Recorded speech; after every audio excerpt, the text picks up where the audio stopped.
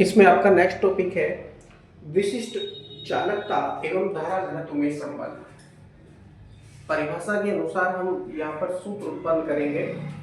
लिखेंगे माना किसी धातु का विशिष्ट प्रतिरोध रो है, किसी धातु का या किसी धात्विक तार का विशिष्ट प्रतिरोध रो है, तब उसकी विशिष्ट चालकता हो जाएगी सिग्मा इक्वल टू 1/रो।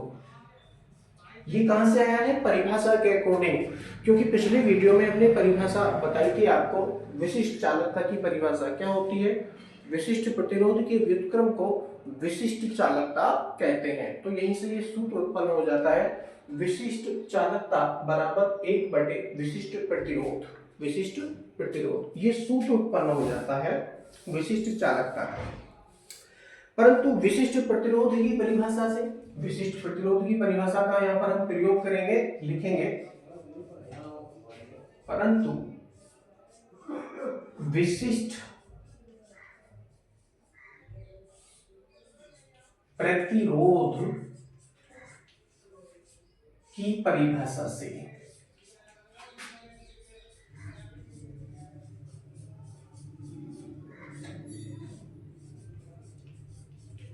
विशिष्ट प्रतिरोध की परिभाषा क्या होती है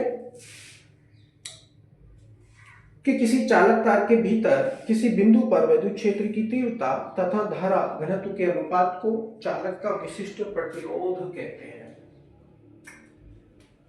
इसे सिग्मा से प्रदर्शित करते हैं। सिग्मा इक्वल टू क्या हो जाएगा? E अपॉन जे हो जाएगा। Sigma equal to E upon जे।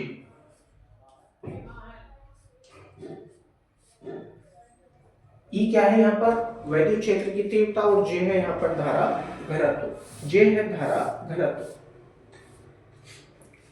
ऊपर वाले को समीकरण नंबर 1 बना लेंगे और रो का यह मान समीकरण 1 में हम रखेंगे।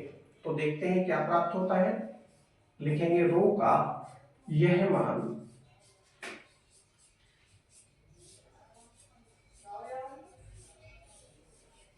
समीकरण 1 में रखने पर, यदि रखेंगे तो क्या प्राप्त होगा? सिग्मा इक्वल टू 1 अपॉन, अब देखिए रो आ गया, रो के स्थान पर E अपॉन जे का प्रयोग करेंगे तो E अपॉन जे कुछ इस तरह से हो जाएगा।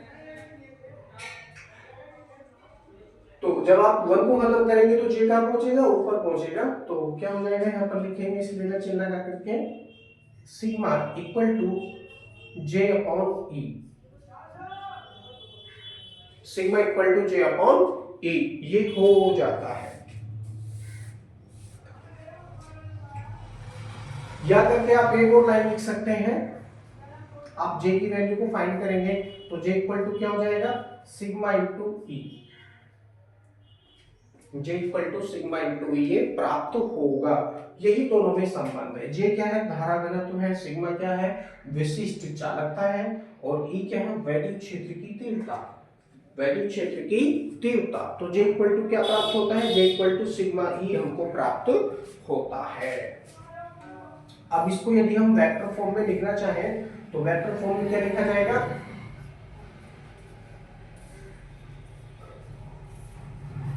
वेक्टर रूप में। अब देखिए वेक्टर हम उन भौतिक राशियों के ऊपर लगाते हैं जो सदिश होती हैं। तो यहाँ पर धारा घनत्व है जे, ये सदिश राशि है तो इसके ऊपर हम तीर का चिन्ह लगाएंगे, यानी वेक्टर का चिन्ह लगाएंगे। इक्वल टू सिग्मा नहीं है इनटू ई। वैद्युत क्षेत्र की तीव्रता भी सदिश राशि है, इसके ऊपर भी हम तीर का चिन्ह लगाकर इसको दर्शा देंगे। तो क्या हो जाएगा? J equal to sigma into E vector. ये वेक्टर फॉर्म में लिखा गया है। दोनों में यही संबंध हो जाता है।